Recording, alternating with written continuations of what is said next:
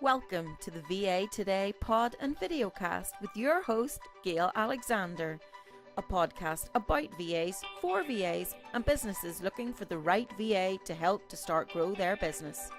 Find the right VA today and visit VA Today on YouTube and ava-ni.com to find out more about VAs and what they can do for you, and get in touch with the virtual assistants you need today.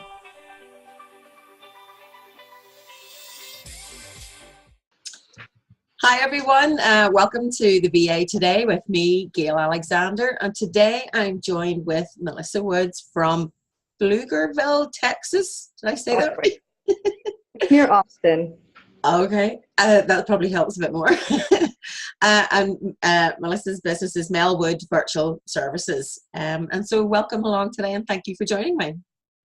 Thank you. It's good to meet you.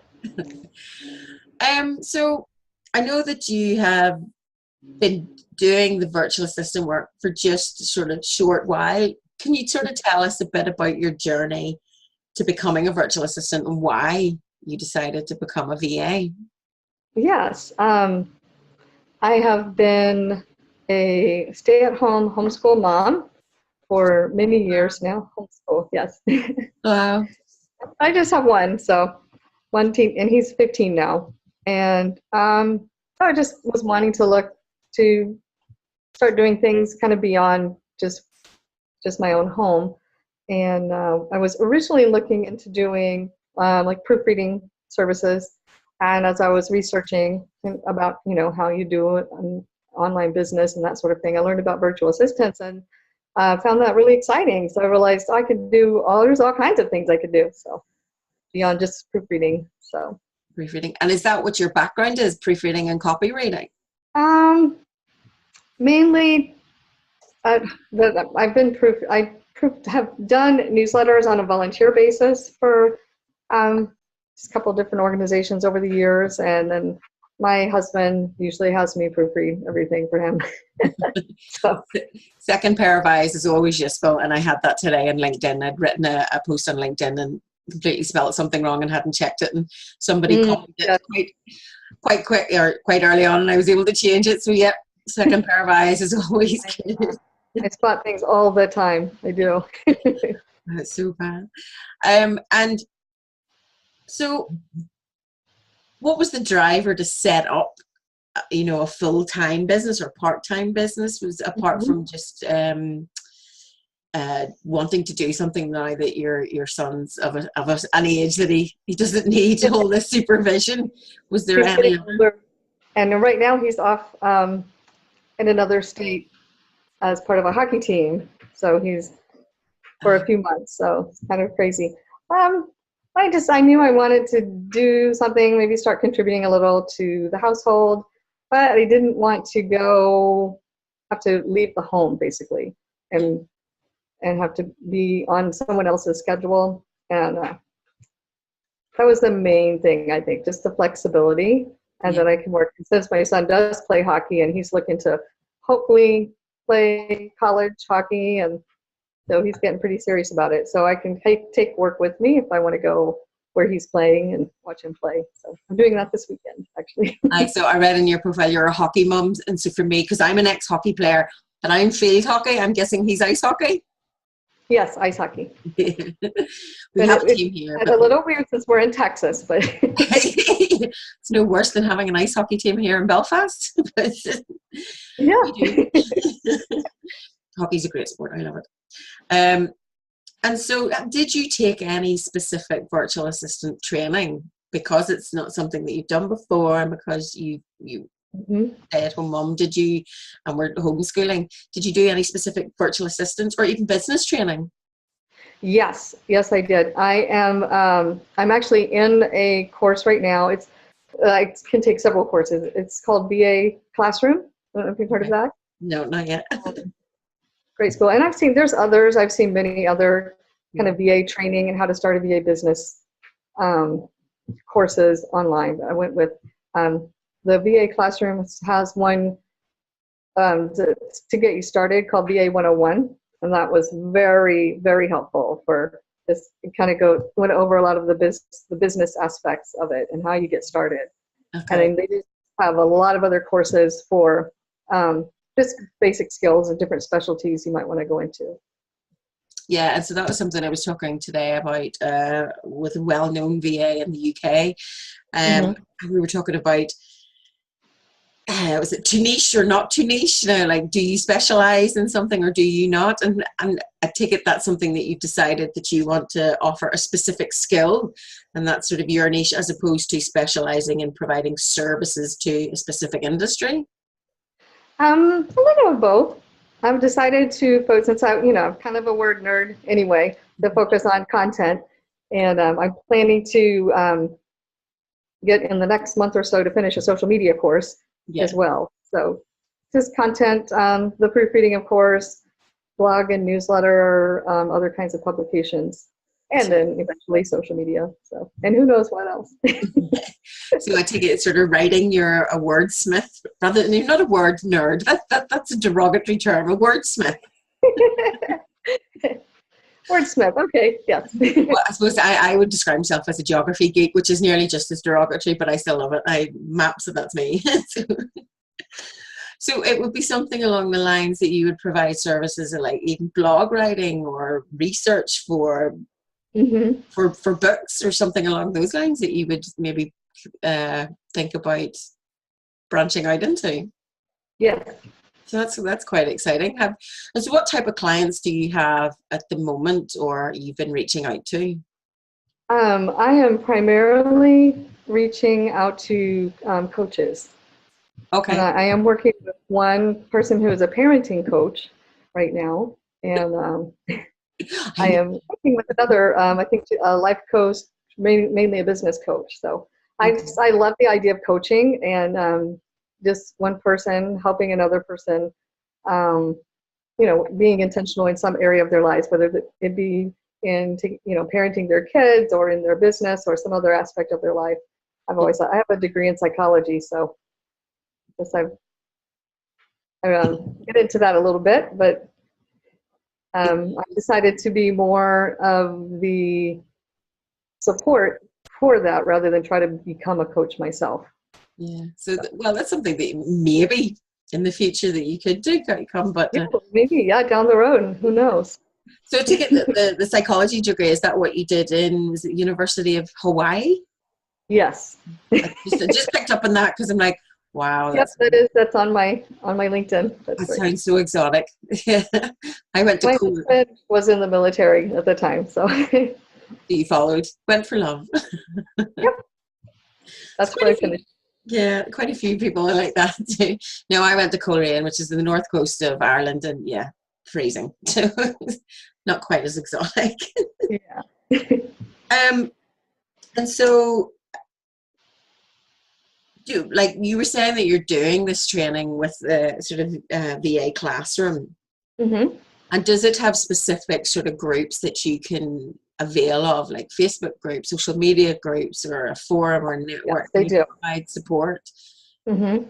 When I first started, they have where you can enroll in just three times a year. They just had an enrollment in September, May, and January, I think. But I came in like in March or something when it wasn't enrollment time. And you can go ahead and purchase their 101 course, even if it's not their enrollment time. But when you're in just that course alone, you're not in the Facebook group. But once they opened up, I guess it was in May when they opened up the enrollment, and I went ahead and jumped in. And then I was so glad I did, because they have a Facebook group they have several mentors with different specialties. And everyone there is very helpful and supportive. Oh, sorry, shaking my table there. So, and I'm a member of, like, there's several sort of Facebook groups here, and it's very supportive. And have you found, like, they give you plenty of advice on maybe how to do something, or a tool, or even a person to contact, or even potential leads on clients? Yes, especially the advice part, most especially. If you post a question about anything that you've come up against and aren't sure what to do or how to proceed. There's any number of people that will come on and answer. I've never had a question not answered. And then they do post, not every day, but from time to time, they'll post a lead of someone looking for a VA. And they do have a list that you can put yourself on, or someone can pull up the VA, I guess, I don't remember what it's called, like a reference list, and they can look up VAs on that list as well. So that's I have to put myself on that. Yeah, they should do that. Yeah, that's what you should do. That's very good. That's quite a handy way of getting sort of maybe clients quite easily. Mm-hmm. So how have you gone about reaching out to potential clients? What way have you approached getting customers? Okay, well, the one gal I've been working with for the past 3 months is actually someone I have met in person. I wouldn't say I knew her really well, but she's part of our local homeschool community, and for the past several years has had her coaching business. And she posted on her Facebook page needing the help of a virtual assistant, and I went ahead and reached out to her. So otherwise, I have been trying to be intentionally engaged in a couple of online Facebook groups, and also going to local networking groups here. Yeah, and I think that's a really good way of doing it. That's how I would have started, and how I got my clients was that face-to-face networking, and then getting yourself known, doing events for where I do a bit of filming, and then people would refer, or even today I had somebody phoning me and says, oh, I was thinking of you, do you do this service? And even if I don't, I can say, well, I can find somebody that does. So it is getting your name out there, and then even being a connector for other people's, because if you can't do it, there's somebody will be, and vice versa. So I think that's the face-to-face networking is invaluable. Yes, and even in the online groups, depending on the group's dynamics can be different. But the one group I'm in, I've had already a couple of online Zoom, like what we're doing, meetings with people from that group. So it can happen even online. But I would strongly encourage folks to go and find local groups and meet people in person as well. Yeah, definitely when you're working at home on your own a lot, it's good to have to get out and keep your socialization skills up. Yeah, human interaction is good. Yes. I see you're a dog lover, but talking to the dog just doesn't quite hack it some days. You need human interaction. Yeah, they don't answer back usually. Usually. So you've been starting out now for a wee while, and what tools have you come across that you use specifically for proofreading, copywriting, that you use that are really useful? I think the one I use the most is all the apps in Google. I use obviously the Gmail and Google Docs and Google Sheets, Google Presentations, and Google Drive. I use all the Google. So, and I'm also on Dropbox for someplace to back up files. Yeah. Another tool that I've been using, which would be something I could recommend to anybody, a coach or anybody, it's Dubsado. It's a what do you call it? Like a client, I guess it's client management. Is that the right term for it? Like a CRM tool. I've heard of it. I never actually got around to looking into it. Yeah. And that was a good one for me to start with, because you can have up to 3 clients free, kind of like a trial. Yeah. And then I just put in a new lead and reached my 3rd one. So if that if that works out, I'll have to start subscribing. But yeah, it's great. I can do proposals really easily, and contracts, keep track of emails and invoicing, and all in the one place. Keep bumping my table right in from Dubsado, and that's been very handy. And I also utilize PayPal. Yeah, PayPal's great. Although I use it more for not work stuff, spending stuff I shouldn't. So, because I know, and it's something I've looked into recently, would be audio transcription. Is there any tools along the lines that you use? I think Google, you were talking about Google, I think they Word Docs actually offers that? Because I'm always wary of finding a tool like that that can cope with this accent. Yes. I've done a trial a couple of times using that automatic transcription in the Google Docs, and Yeah. it seemed to work pretty well in spurts, and then I'd have to stop and restart the audio. So yeah, I wouldn't recommend it for someone trying to really transcribe a big document. It would get frustrating. But I think it is one of the better ones, because having used the YouTube transcriber, really, it's like, okay, that's not how I spell my name. That's not what I said, but I think oh boy, yeah. When it was working, it did pretty well at getting all the words right. It was just the starting and the stopping back and forth that got frustrating. So, I'll try it again. Maybe it'll improve. I think it'll become one of my favorite tools, because everything else I've seen just can't cope with how I speak. So you were saying you were a stay-at-home mom and a homeschooler, and now a virtual assistant. So you obviously are quite comfortable working from home. Mm-hmm. So somebody that's transitioning from, say, a 9-to-5 job where there's lots of people about, how do you sort of manage your working day and not get distracted by, for my case, it's the fridge, or somebody who's strange and likes ironing or something along those lines? How do you manage your working day and stay focused? Because it's something I need to work on. Yep, I have my little corner here in my room, then with the, what do you call that? Like the accordion, the screen that stands up. So that helps. Because my husband does work from home, not every day, but like he's usually home on Tuesdays and Thursdays. And so yeah, if I come back here and I'm sitting at my desk with the door closed, he knows not to bother me. So, and it's nice. It's nice when he's here and we can, we meet in the kitchen usually, get or something. So I'm pretty routine oriented. So I've been working on, I've discovered and gotten completely obsessed with calendar blocking. So, I've been working on trying to block out and structure my day to be more productive, especially in the mornings. My mornings were slipping away. So I think that's a question.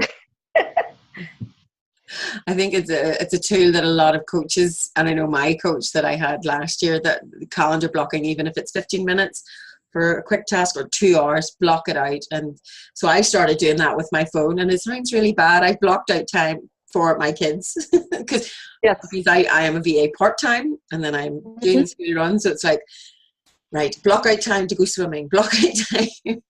But it really, really works once you have it in your phone or your calendar, wherever. Yes, and then it sends you the reminder that it's time to transition to the next block. Yeah, I love it. It's something very simple to do, but it kind of structures you in a way that you do stick to it, even though you maybe have it in your head. But it seems to, because it's easy to lose track of time. You get busy working, and then the little reminder pops up. It's like, it's time to go eat lunch. I never have that problem. Never have that problem. My stomach usually reminds me, actually. And so obviously, like, because you're used to this kind of working lifestyle, you don't feel isolated at all, or you don't feel lonely, or? No, and I'm pretty much of an introvert, so I'm pretty comfortable working on my own. And like I said, my husband is around, 2 or 3 days a week, and I've been going to local network meeting for lunch meeting once a week, and I'm involved in other activities with my church, and that gets me out with people. So but now I haven't really felt isolated, and then doing things like this, even with people from far away across the pond. Yeah, I think just any kind of small interaction. Because again, I was laughing with a lady today. It was like, when they first started out as a virtual assistant, because their previous role had been in a very busy office, they found it really hard at the start. So it was like talking to the postman. It's like, hello, how are you? It's like, oh my God, probably scared the living daylights out of them. But again, some people are more used to it, and others, I'm kind of, some days I'm like, oh, I really, want to stay at home, get everything done. And then other days, no, I kind of need sort of human interaction, or even just to be in that environment, and I use that for creativity purposes. Don't necessarily it's sort of maybe just to see things and get ideas, just because of the line of work that I do is sort of slightly more creative than technical for me. But Yeah, so I think it's a role that suits any kind of personality. It's just how you manage it yourself. Right, right. You probably, as if you are more introverted, you probably have to kind of be intentional about making sure you're getting out and not just staying Yeah, in your office all the time. Yeah. because I think it's for your business purposes as well. Oh Because yeah. getting your face known helps you gain clients. So it's something that you maybe need to push and strive for if it's not something you're more comfortable to do. Unfortunately, I don't have that problem. I can talk the hind leg off a donkey. So has there been any other ways that you've attained clients apart from that face-to-face sort of networking? Have you ever looked into sort of social media, cold calling, or sort of? I've looked into cold calling, but I've not actually done it yet. I have played around with my profile on LinkedIn, and recently, I don't know, I was reading an article and talking about needing to have like a call to action or something at the end of your summary. And so I took my Calendly link for where you can schedule a call with me and put it on there. And like the next day, someone scheduled a meeting with me. We did. So I guess that's sort of cold call. Yeah, that's actually a really good tip. Contacting them, yeah. Yeah, because I noticed that as well, that your Calendly link, and I have my Calendly link for setting up these, but I haven't publicized it. So I think, yeah, that's a really good tip. I've never really thought of doing that, and it obviously really works. Just, Yeah, so once so far. I just had a call with that person yesterday, so. Okay. Well, Yeah. fingers crossed that works out for you. Yeah, working on a proposal, so. So, since setting up, what challenges have you found yourself coming up against, and how have you managed to overcome them? Say probably for me, my biggest challenge was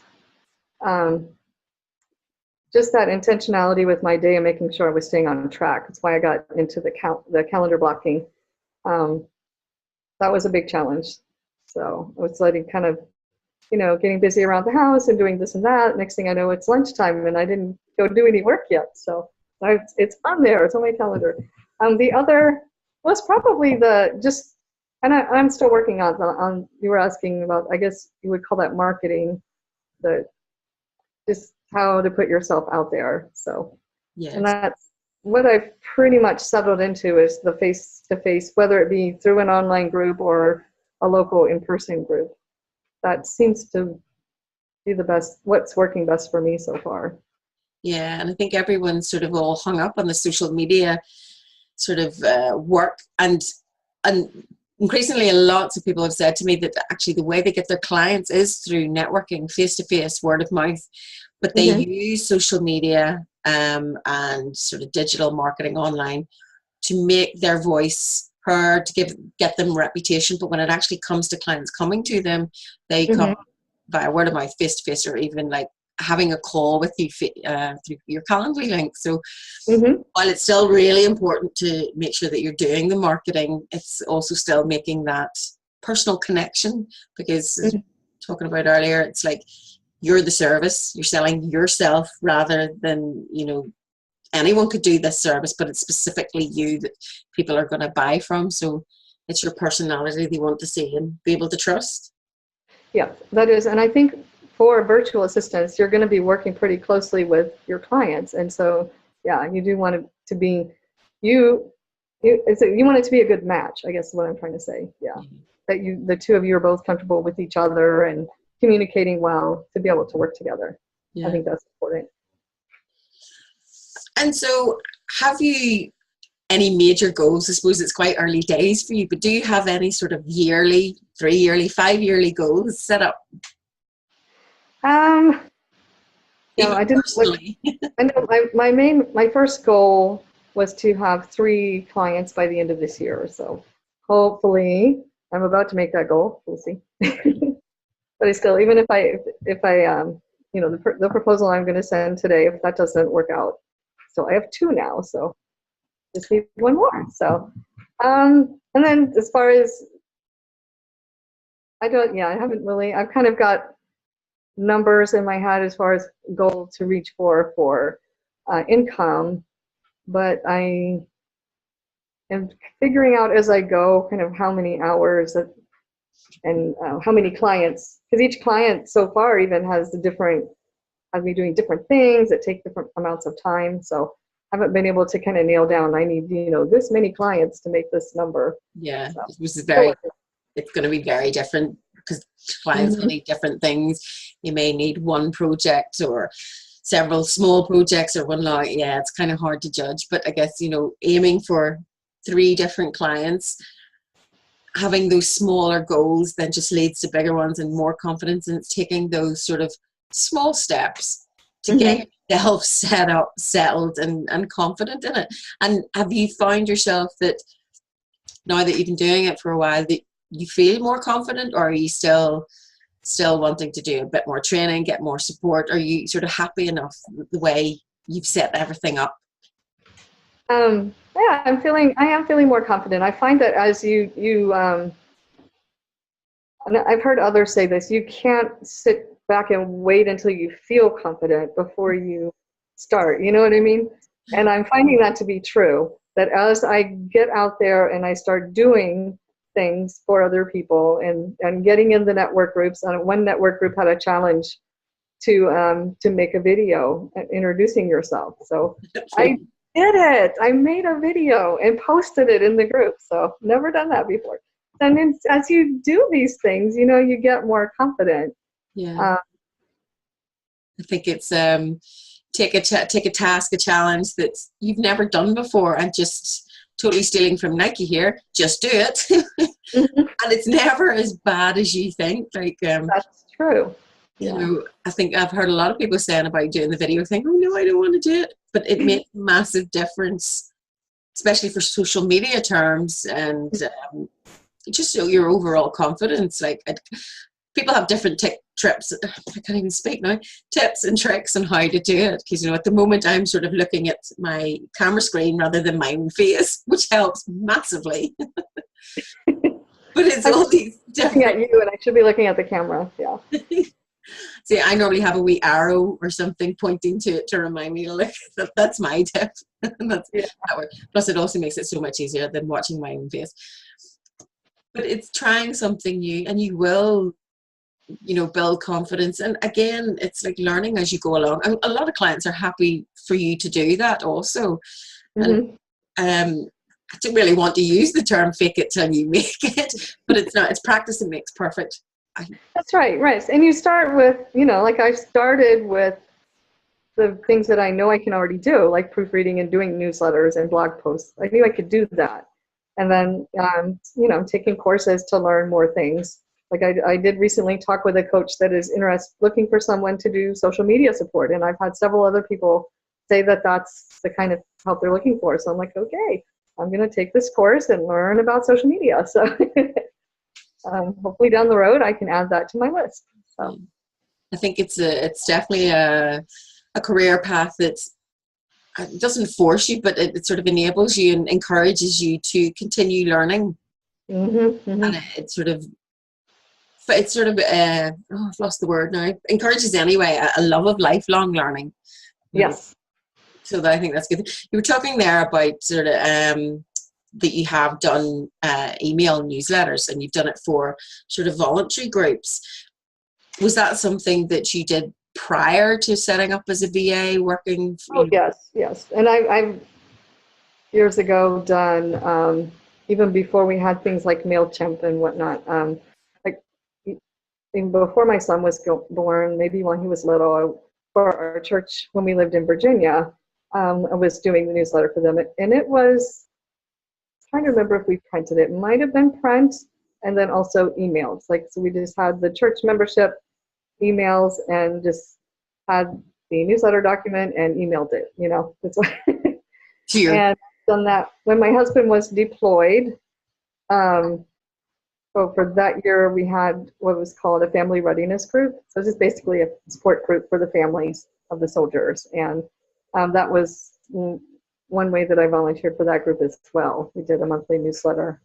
Yeah. And so I would have to, my husband's, was she captain at the time? Anyway, one of his superiors, he was captain. But she was in Afghanistan, but I still had to work with her on what she wanted in the newsletter, and then our support group leader worked with her and would put it all together. And I believe that was going out by email too. So yeah. So it's definitely something that you've had a lot of experience with, not just in a paid role, but in a voluntary role as well. And you'll probably have seen a lot of changes from emails, and because I still remember my first email when I was at university, that's showing my age, and the changes from like the use of MailChimp and then more sort of different software tools now. Are there any other sort of mailing software tools that you use, bar MailChimp or besides MailChimp? Yes, my one coaching client that I'm working with now is using Active Campaign. Okay, that's a new one for me. I've been working with that one. Yes, and I know there's several others that. There's so many. Like any kind of way to do things, there's just so many different tools. It's just finding the right one that works for you and your client you like, and also has a free option. So probably just coming to the end now, is there any piece of advice that you would give to a VA that's starting out, or even just any freelancer in general, that you've, from your journey, that just any piece of advice that you'd like to give about how to go about it, or what way to do it, or just advice in general, I guess? I know for me, it was really helpful just getting into a kind of a beginner's course. And that can be very helpful, because there are a lot of this online business folks that have started courses to help other people learn how to do online businesses. And so, whichever one can, what's the word, resonates with you as you're researching, I would highly recommend. It's worth the investment. Yeah. And I think that's a really important sort of key word to say there. It is an investment. People think, I want to pay for this. I'm like, but it's an investment in your business and in you.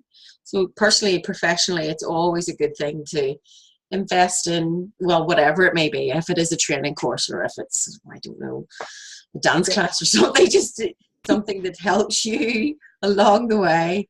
That just shows I want to go and learn how to dance properly. It helps you be a better, happier person, which means you can work better. So investment is definitely the right word there. And online is going to be a lot more affordable than, like, say, trying to go to university or community college or something. So, having done my master's degree, well, started my postgraduate, should I say, it was distance learning. Yes, it's a lot. It's a lot. So, well, it's a lot more or less inexpensive. Oh God, I can't even speak. I really can't even tell how late it is here. Yeah, it's a lot cheaper that way. Yeah. And so just, lastly, in general, like, that's your final piece of advice would be, invest in yourself. Is there anything else that you want to say to any new VA out there? Yeah, I think I kind of already said it, but I would just reiterate, don't wait until you feel ready, until you feel like you got all your ducks in a row. Yeah. And don't be afraid to start talking to people, because it's in that talking to people that you'll find somebody that'll take a chance on you and work with you. So. And I think that's what a lot of people have done. They've maybe started it as a part-time sideline before taking the main jump into doing it full-time. So yeah, I think that's a great piece of advice. Well, Melissa, thank you very much for joining me today, and I appreciate the time zone difference and the rescheduling because of my horrible cold last week, so I really appreciate that. I'm glad you're over that. Yeah, darn kids. They bring home germs. But thank you very much for taking the time to speak to me today and sort of explaining, your journey and showing that it's, definitely a role that anyone can do. They can take their skills from previous life, but previous careers, into the virtual assistant world. So thank you very much for sharing that. And I hope that you reach your goal, which I'm sure you will, of 3 clients this year and grow even more next year. Thank you. And thank you for having me. You're very welcome.